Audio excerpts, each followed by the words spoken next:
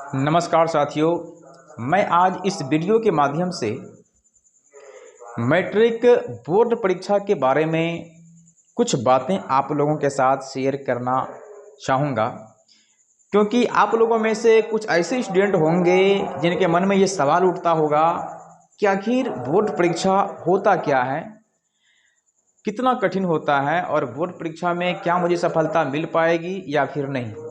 इस तरह की आशंकाएं मन में विद्यार्थियों को अक्सर उठा ही करता है।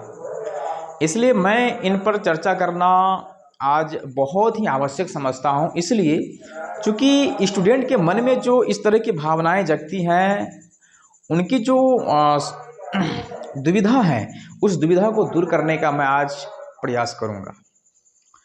तो सबसे पहले तो ये जान लीजिए कि बोर्ड परीक्षा ठीक वैसी ही परीक्षा है जैसे कि आप स्कूल में देते हैं। बस अंतर केवल यही है कि बोर्ड परीक्षा में आपको आपके घर पर स्कूल के माध्यम से एडमिट कार्ड आता है, उसमें रोल नंबर, कोड नंबर, उनमें आपके सारे विवरण लिखे हुए होते हैं, आपका नाम, पिता का नाम, सब कुछ, डेट ऑफ बर्थ, सब कुछ।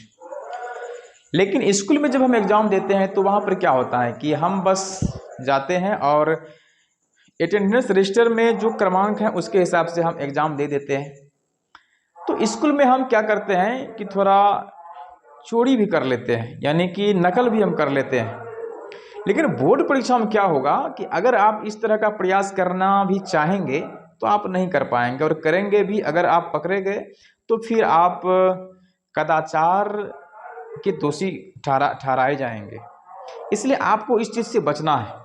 आपके पास अभी वक्त है और इस वक्त का अगर आप सही से इस्तेमाल करेंगे तो मुझे विश्वास है कि आप परीक्षा में अच्छे अंक लाने में सफल हो पाएंगे।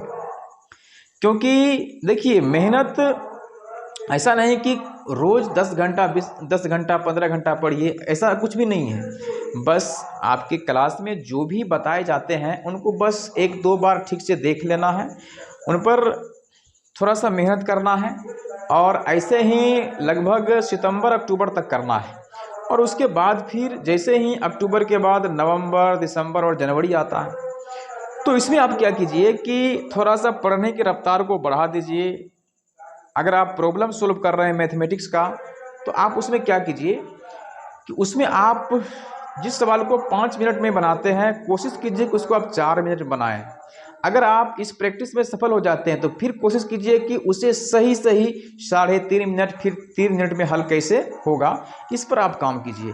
इससे क्या होगा कि आपकी एक्यूरेसी बढ़ेगी और आपका स्पीड भी बढ़ जाएगा। एक्यूरेसी बढ़ने का मतलब हुआ कि आप जब सवाल सोल्व करेंगे तो उसमें शुद्धता आएगी कि आप कम समय में सही बना देते हैं। तो ये बहुत ज़रूरी चीज़ है। और दूसरी बात है कि आप अपने हैंड राइटिंग पर विशेष ध्यान दें, क्योंकि हैंड राइटिंग भी परीक्षा में अच्छे अंक दिलाने में काफ़ी मददगार साबित होता है। और जब आप परीक्षा में बैठें एग्जामिनेशन हॉल में, तो दिमाग को एकदम शांत रखें, मन में किसी प्रकार का टेंशन ना हो, किसी प्रकार का पूर्वाग्रह नहीं हो, किसी प्रकार की दुविधा नहीं हो। इस प्रकार की सोच लेकर के आप परीक्षा हॉल में जाएं।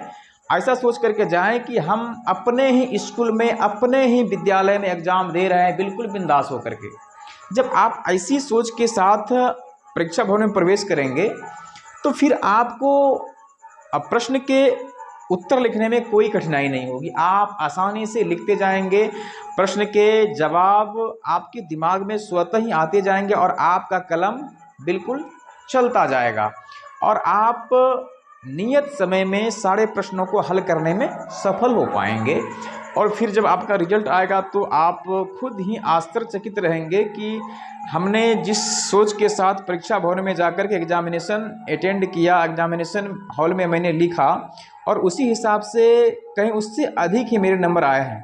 तो कारण ये है कि आप एग्जामिनेशन हॉल में जो शांति बना करके रखे थे, यानी अपने दिमाग को शांत करके जो रखा था, उसी का परिणाम है कि जब आप अपने दिमाग को शांत रखते हैं तो आपके मस्तिष्क में एकदम आसानी से सारी बातें जो आपकी मेमोरी में हैं वो आने लगते हैं, और आप बहुत ही आसानी से उत्तर लिख देते हैं।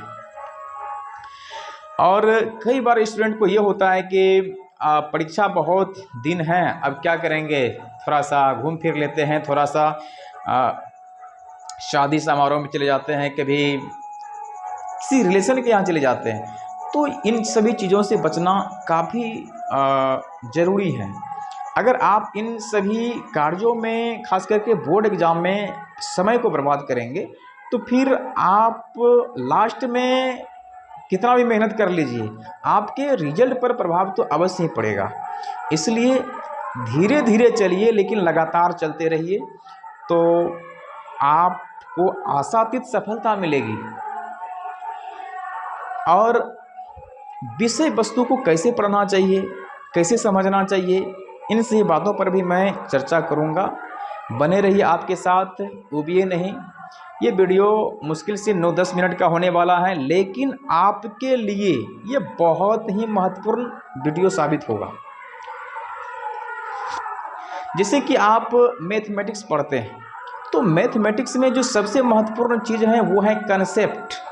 किसी भी चैप्टर्स के सवाल को सोल्व करने के लिए आपका कंसेप्ट क्लियर होना चाहिए, और कंसेप्ट क्लियर होने के साथ साथ प्रश्न में जो कहे जा रहे हैं उनकी समझ होनी चाहिए।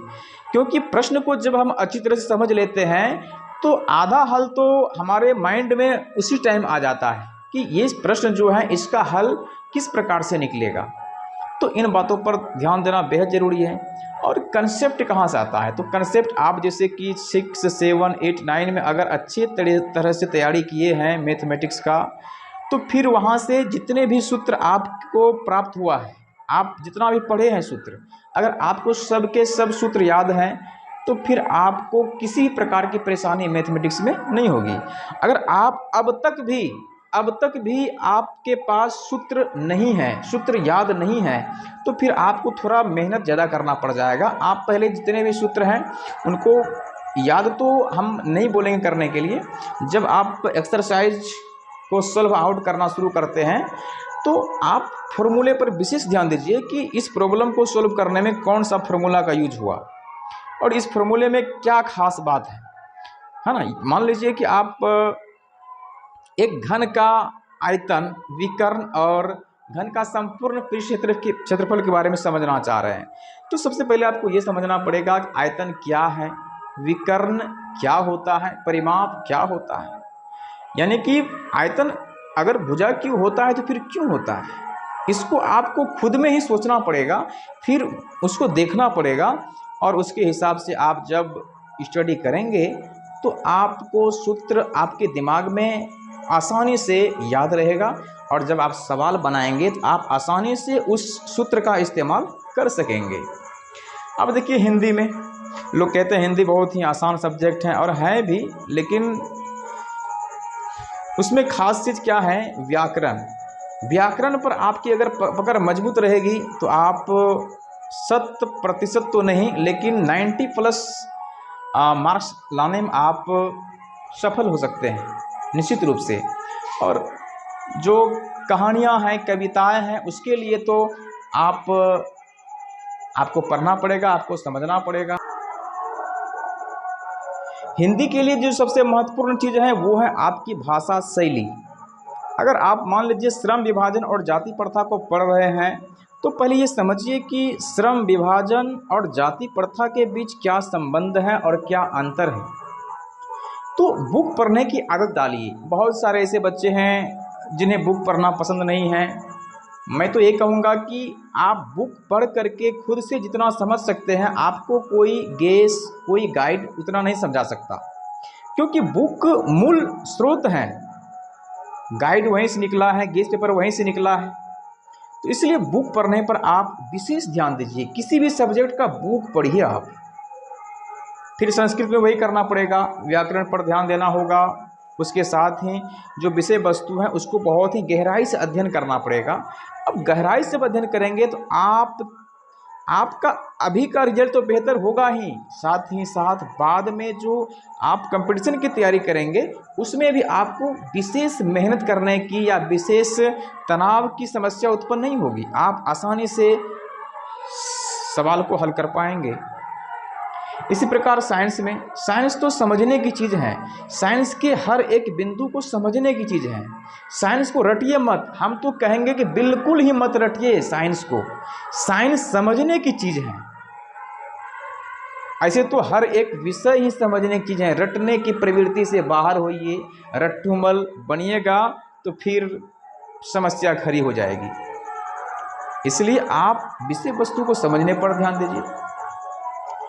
तो मैट्रिक के विद्यार्थियों को मैं फिर से ही कहना चाहूँगा कि आप अभी से ही, यानी कि ये मई का महीना चल रहा है, आप अब से ही अपनी पढ़ाई के प्रति लगनशील हो जाइए, समर्पित हो जाइए और निरंतर रफ्तार के साथ, धीरे धीरे ही सही लेकिन लगातार प्रयास करते रहिए। सफलता आपके कदमों में होगी, मैं ये विश्वास दिलाता हूँ। और आपको मैट्रिक बोर्ड परीक्षा से संबंधित किसी भी प्रकार की परेशानी हो तो आप मेरे मोबाइल नंबर से संपर्क कर सकते हैं, मेरे व्हाट्सएप नंबर संपर्क कर सकते हैं, मेरे फेसबुक पर कमेंट कर सकते हैं। मेरा फेसबुक है बीके निराला पीर 35 और ये वीडियो आपको हमारे यूट्यूब चैनल बीके निराला पीर 35 और साथ ही साथ फेसबुक पर भी उपलब्ध हो जाएंगे। तो आप हमें कमेंट के माध्यम से अपनी विचारों से ज़रूर अवगत कराएं। धन्यवाद। जय हिंद, जय भारत।